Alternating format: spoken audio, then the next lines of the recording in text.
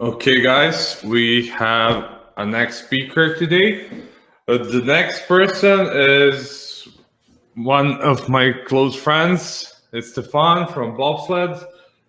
He's probably the funniest guy and on Amazon. The guy that like when you meet in person, he like can tell jokes like in a row whole day, and like I really enjoyed time with him. Like I'm pretty sure that you didn't want to have a presentation like this, Stefan, but thank you so much for joining us today. And like we're speaking in English for a change. Like we always speak like Stefan is from Macedonia and I'm from Serbia, so we understand each other like using our own languages. But like here we are.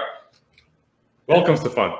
Yeah, thanks for having me. I actually love the chance for us to have a serious conversation in English. It's been a while, so I was very excited to join this one. Yeah, for a change, for sure.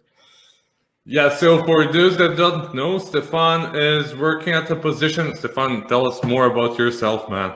Yeah, sure. I'm the advertising director at Bobsled Marketing. We're an agency that provides services for Amazon sellers. We provide full scope services, including Amazon PPC, as well as listing optimization, SEO, organic marketing, and anything that comes down to Amazon optimization. Yeah, I've been with the agency for 4 years, which is the length that Lazar and I know each other. A little over 4 years, and very happy to be here. Awesome. Thank you so much. So, is it crazy in bobsled today? Because it's crazy everywhere. It's about to get crazier. I already see some, like 11 a.m. was the first time we saw campaigns running out of budget. I have to admit there were some around. I'm sure if this is just a lag, and if this is still showing from the previous day, because it's 9 a.m. at our time, where it's midnight over at Amazon. But whatever it was, it's about to get crazier later in the day. Yeah, I think some campaigns that were like bordering the budget limits, like now are reaching to it. So it's gonna get crazy. Absolutely. So I'm pretty sure people would like to know more about like some ideas about Prime Day, like what to look at, like what to be like more concerned of, like what to double check, and like after Prime Day, that is like really big thing. Like what do you think is going to happen next, especially because Prime Day moved from summer to today in October. And like, do you think that there are going to be some challenges for sellers, for Amazon, for customers, like literally everything about Prime Day? For sure. There will always be challenges, right? Yeah, just to focus on what you mentioned first, I think, yeah, just the fact that it got moved from summer to this time of the year, it's a huge game changer. Really excited to see how it goes, but we definitely can take what we learned from previous years here.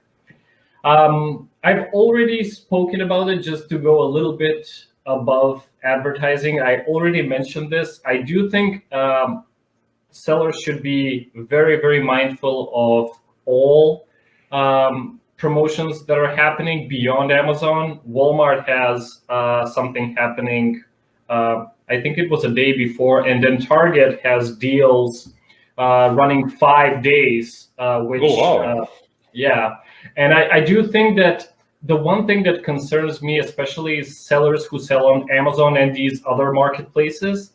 You know, sometimes we've had issues that if you run a sale, if you run any type of promotion elsewhere, and the price is lower than what's listed on Amazon, that could potentially be an issue. I'm probably focusing on the negative. That's something just doing in prep for Prime Day, but something I wanted to share. I know we'll be checking advertising campaigns like every single minute in these 48 hours, but I think it'll be worth just looking at the listings, seeing if the campaigns are actually running, and seeing if there are potential buy box issues, any vendor-related price changes that might be attributed to this. Yeah, definitely. So you mentioned that Walmart and Target are having their own sales? Is it like their version of Prime Day? Is it like their first time? Do you have idea about that as well? Or No, they've had these before. Amazon have, Walmart has definitely had these before. Target, I have to be honest, this is the first year I was really reading about it and looking into it as it relates to Amazon. I just think it's really, really insane that they're all overlapping or really, really close to each other. I guess it's the main lesson. The main lesson here is integrated approach. If you're selling on Walmart, if you're selling on Target, like I'm sure specific brands are doing this, it's definitely worth just having the same discounts and trying to balance things out over there. yeah, definitely. It's absolutely crazy what's going on. Like having in mind that Amazon had such huge issues with this year with stocks and everything, and like not being able to provide everything to customers. I'm sure you can remember the time when Amazon removed like some ad placements for when Corona started, and like removed frequently bought together section, and like whole bunch of stuff that changed, and that basically Amazon was challenged like how to deal with the stuff. And I know that they hired like 2,800 people in no, sorry, 280,000 people, yeah, to work for Amazon in like month. And so like imagine that machinery, like being able to hire that amount of people in such a short notice. That's absolutely insane. And I'm pretty sure that like when this all ends, like when delivery comes, it's going to be even crazier for them. Definitely. And yeah, while we're focusing on what could potentially go wrong and some challenges there, I think you touched on a really, really good point there. Unfortunately, I do remember these times where Amazon restricted products, removed some placements, and caused all kinds of issues, especially for those non-essential items. And I think that's affecting Prime Day in several ways. I do feel like from clients and prospects, like a lot of brands have expectations or have annual sales goals that hopefully Prime Day can help them with, which got a little bit sidetracked with the few months that there were some issues. On the flip side of that, I do think there are some restrictions still in place. I think Amazon is allowing you to send in inventory, but it has like the maximum inventory that you can send. So I guess one thing that we're trying to keep in mind is I do think that some sort of creative fulfillment might be needed these 3 months. If you're unable to send FBA, if you're close to running out of stock, just looking for ways to have your products stocked elsewhere and being able to react as quickly as possible. I'm sorry, this is a live session. Are you signaling something to me? Or? No. I'm just like in a manner as you said. Yeah, sorry about that. I'm wondering if everything's okay. Can you hear me well? Yeah, that was a common thing for our clients as well. Like they literally started to rent some warehouses really close to Amazon warehouses, so they can provide all of the goods as fast as possible, because they were limited by the amount of units that they can like send there and so on.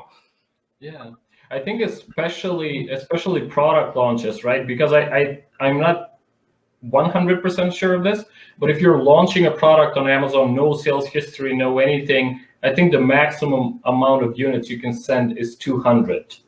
And that can be a problem. Like if you're launching a product that does well, you can potentially sell out in a matter of days, and you have to have some sort of a backup option there. Yeah, so like it's Prime Day, and you mentioned launching products, and you have a product that you prepared for launch. Like, how crazy would it be to launch a product on Prime Day? Well, I'm not sure if people are doing this, but if we all know how product launching can go. I've seen brands that have planned to launch products and they all got delayed, all sorts of issues can potentially delay this. So if you're launching a product close to Prime Day, yeah, it's about to add to the craziness, definitely. I just read that. So sorry about it, because Brent was before you like a couple of hours ago on the stream, and he was like, I need to jump in, and I'm like, do you want to join the call? And he was like, no, I just want to spam your comment section. And I'm like, good for you. No, we'd be glad to have him if he's around. He probably wouldn't do it though. Yeah, that would be absolutely crazy. Like, yeah, and like for those that don't know, Stefan is one of the first and initial Wild PPC bunch members. So as you know, we have a podcast now, and like you're probably the first person that I told about the podcast. So yeah, you definitely need to come and join us on it. We had Sean Smith in the previous episode, so definitely we need you as well. Sure, absolutely, I'd love it. That would be awesome. So like, what are the other things that you would like to share? Like, are there any tips, tricks, what people would need to like focus on in the near future? Like what to do in Q4? Like, yeah, I know that you guys do a lot of stuff, and like it's not only Amazon PPC, it's like full management, and like what's the combination of things that you should do to get the most out of Q4 at this point? Yeah, so yeah, we're definitely getting closer to our favorite topic related to advertising. When it comes to Prime Day and Q4 in particular, I have to say I feel like this year there was a lot of education happening from Amazon's side. If you recall previously in 2016, 2017, I think most of the recommendations related to Prime Day were increase your bids, increase your budgets. This is what's happening. I do feel like now, currently, there's a great phase approach that Amazon has shared. They've sent out a couple of newsletters. I think the main lessons learned from it that I would definitely recommend to sellers have been investing in Amazon brand awareness before Prime Day. I do think that a lot of brands ramped up their sponsored brand campaigns at the beginning of October. I have to say, though, Amazon kept telling us 2 weeks before Prime Day, invest in sponsored brands, and we didn't know when Prime Day will be. So you really you were really left guessing what those 2 weeks mean. But I do think everybody was kind of suspecting mid-October. So I do feel like a lot of brands invested in sponsored brands, and basically phase two, it's just trying to maintain runtime in these 2 days. I do feel like it'll just require some closer monitoring, see if we're running out of budget, see how much we're bidding, and especially focusing advertising efforts towards products that are potentially on sale. I do feel like after Prime Day, this is going to be a very interesting thing for us to observe. Amazon have been advocating towards sponsored display, so we can retarget customers who potentially visited our listings during Prime Day. And this is, I think it'll be especially effective if you have promotions running beyond Prime Day. I do think there'll be a lot of traffic, so potentially a lot more people for us to retarget. And if we have the margins to support those sales deals running beyond Prime Day, I think it'll be an effective way to increase investment and possibly generate more sales. Yeah, definitely. That part that you're mentioning, like that's a really challenging thing to do if you're using DSP, for example, for retargeting, because one of the options that you can do there is basically retarget people that went to a listing of your competitor, and you can target them on other platforms. So that's a really cool thing to do. And like to compare that and like retargeting on Amazon platform and like combining those two, that can be like really good, especially if you add some videos and other stuff. So I would definitely agree with you and like do that kind of stuff more. Totally. Even I think possibly, even if you're running the retargeting ones on DSP and sponsored display, I think DSP had at least 2 more placements on those responsive ads that you run retargeting for. So you can't go wrong if the ROI is satisfactory. Like, just keep them running. Yeah, definitely. Like one of the things that I like to say to my clients is if everything is profitable, then the budget is unlimited. So that's kind of logical thing. Yeah. Absolutely. So okay, we covered that more or less, like we're doing it super fast, dude. Like when I talked to Brent, like we had a problem like keeping on the topic. Like we would just randomly talk about stuff.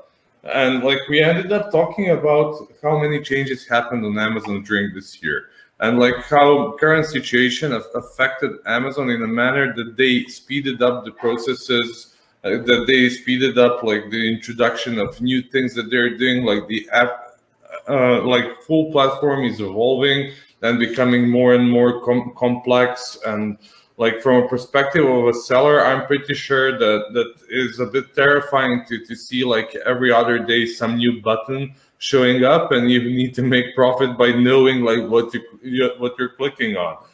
So what's your takeaway on this one? Definitely, and I think we've covered this topic a few times, but this year has probably been the most innovative year in Amazon. Just trying to think back, we had product targeting category, sponsored brand, video. I think in the second half of the year, sponsored display has definitely been something that has a lot of investment going towards. I do feel like Amazon is trying to prioritize this, and it's definitely growing, which of course we as professionals would love to see. I love being able to have the opportunity to, if a brand has quality videos, just run the video. I'm sure there'll be at least a couple of competitors who still haven't invested on it, so you're definitely getting ahead of the competition there. I love being able to have all these adjustments by placement, all these additional targeting options. But you bring up a really, really good point when it comes to the perspective of an Amazon seller. How do people receive this? I do think that it just highlights the need of having a full team dedicated to Amazon, whether it's in-house or just working with agencies, trying to get a full grasp on what's happening there. Because I do feel like all these changes come with challenges. I think one that I would definitely highlight is the default up and down bid setting when creating an auto campaign. That's so easy to miss. Like when we're doing account audits for prospects or anything, I keep seeing this more and more in all of the accounts. I don't necessarily think this is intentional. I just think it's people creating campaigns and now having this option enabled. So just as a sort of an example to share about how challenging all these new features can be, and honestly, just trying to make the connection again back to Prime Day, they can be devastating for high traffic days like these. If it's not set up correctly, it can result in hundreds of dollars of lost sales. Yeah. Just spent. Imagine combination of like misplacing like up and down bids with bidding by placements, and that's like a really good way to burn a lot of money. Like I sometimes like when I see that Amazon introduces something new, like one of those features, like you can easily see during first month how people are burning money like in the learning process. Like they're just testing, like placing, as I mentioned to Mike Zagari before in the previous talk, like I saw people placing on a regular bids, like bidding by placement to 900%, and like easily increasing that bid for 9 times, just like not being sure like what to do there. And like as Amazon adds more and more features, they're making it more complex. People are afraid that it's more expensive this way, but I'm not really sure that it's always more expensive if you know what you're doing. So it asks you to learn more, to be more in focus with all of the changes that are happening, to do a lot of A/B tests, to be absolutely sure that you're on top of your game when it comes to all of that. Absolutely, which is great, honestly. not every brand can have the budget to compete with some major players in the category. And just being able to get ahead by utilizing everything that Amazon offers, using creative solutions that Amazon offers, I think it's a little overwhelming. It's definitely becoming overwhelming to people who are just trying to run regular advertising in-house. But to us, I think it's very exciting because you can make an impact in matter of weeks with these. When taking over an account, anything that you can help with can be implemented relatively quickly with everything that Amazon has. I remember this probably even touches on 2019, but I think the targeting methods for auto, they were a big topic and a big saver then when they got implemented. Anything since has been a bonus. And Yeah, definitely. my favorite one is video. I think sponsor brand video is a great addition. I don't think that's a fully completed feature, so I think it'll grow. But I'm catching them on mobile. I've caught them on desktop. The accounts that we have them running for have great ACOS. They operate great. They're connected to a single product, so not necessarily all the creative investment that goes into regular sponsored products. I think they can be a main difference maker there. Yeah, definitely. Like, it's really important to double check the niche that you're in to see if many people are using video ads, and if not, it can give so much extra for you. Like, I say that those ads cannot make you a millionaire, but like if you combine those, if you do remarketing, if you do sponsor brand ads with custom image and that kind of stuff, if you combine all of them, they can make a huge difference in the account, especially because like not all of them are there to make last click sales. Some of them are there to be part of the funnel, to introduce customer to your brand. So they would like after that search for something else that is related to your brand and to your product, and then purchase in another way. And that's something that is often neglected. And that's like I'm bothering everybody with it, but that's absolutely true. And like one of the things that I really like that was recently introduced is negative async targeting. Yeah, that's the big one. That's definitely something that we can like that everybody should use, like especially like for those that don't know, like negative async targeting can be used in automatic campaigns, and basically that way you like for ages we had problems like how to stop the bleeding from like having asins like spend money in automatic campaigns, but like Amazon introduced that, or I think a month or two ago, and like that is making a huge change when it comes to spend optimization. Yeah, it's all like you said. It's all of these little things. Like you can't add a couple of negative async targets and expect it to make a huge difference. But implementing everything that's related to sponsored brand video, testing all these new targeting options on sponsored display, it can definitely result in better sales. And just to tie this back together to Prime Day, especially in Europe, I think sponsored brand video became available it's still, if I'm not mistaken, it's UK and Germany only, but it became available on September the 1st. Like, I don't expect too much competition on a feature that became available 40 days ago. So I think the brands that were able, the European, UK, Germany brands that were able to react and launch those campaigns, I'm sure they're benefiting a lot from it these days. And I would be really, really excited to see how Prime Day goes for those campaigns. I think that's going to affect small and medium sellers comparing to the big companies, that because of the flexibility. I understand from one point like that it's budget consuming to create something or some videos and all of that. But on the other hand, like for the big company, you need to get an approval to get an approval to get an approval for the analysis to get an approval. And on the other hand, when you have like medium-sized company, you can like be more flexible and like invest faster in something that you can consider to be profitable in the future. And that's like the good point when there's a new change like that one, that's always an opportunity for medium or small seller. Which is fair, isn't it? Like big brands have the money. These guys can hustle and find ways to advertise alongside them. Yeah, definitely. I couldn't agree more. Yeah.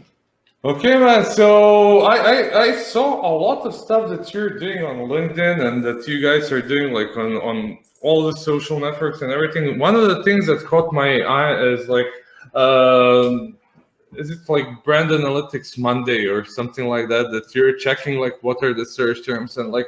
To be honest, I was so depressed like for 2 months when I saw that like face masks were like a position number 1. That's so terrible. Like, but like the change happened recently, didn't it?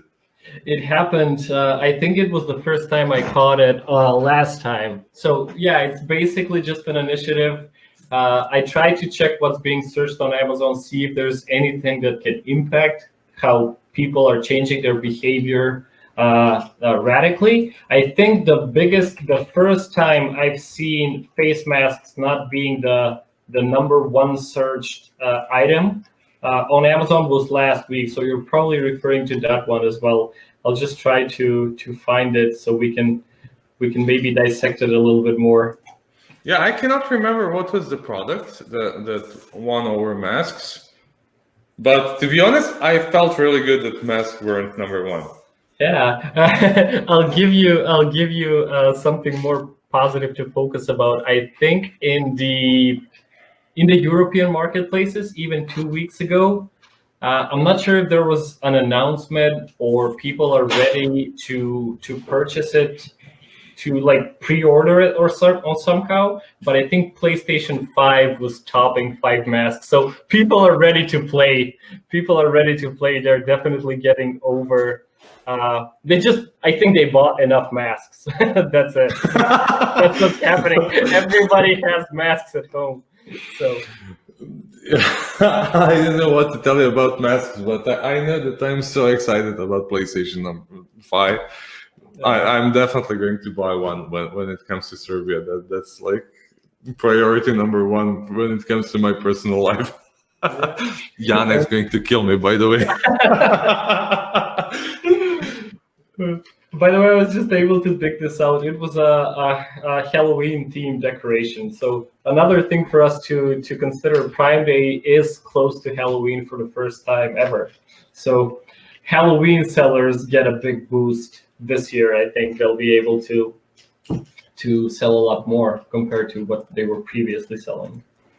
Yeah, we're going to have a party, like a small party for the team members that work in the office.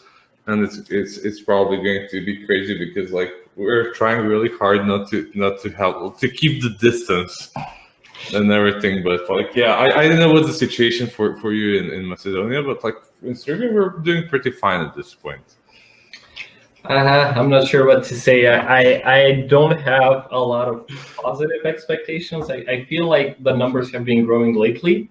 But for me, I've been self-isolating for 4 years. I know I'm a caveman. I live in this room, so you know how it is. We've worked together this time, so I'm pretty used to it. I'm pretty sure that you have like 2 guys helping you to stay in shape all the time. Yeah, I remember when the outbreak came. This is probably something we should dive into about how it affects e-commerce. But for the agencies, a lot of them were sharing tips, sharing overview of how remote work looks and feels like, and how to use Zoom, how to use all these streamlining. I think that's something we've kind of anticipated before we're like the pandemic. Done. Yeah, when I saw that, like other companies like that never work remotely, like had that question, we were like, we're an expert in this. Yeah. Like, if somebody knows how to work remotely, we're like on top of the things here. So yeah. Yeah, it's I feel like, and this is probably a challenge for sellers as well, going to remote, going from traditional sales to Amazon. I feel like every e-commerce has had a big boost this year, especially Amazon.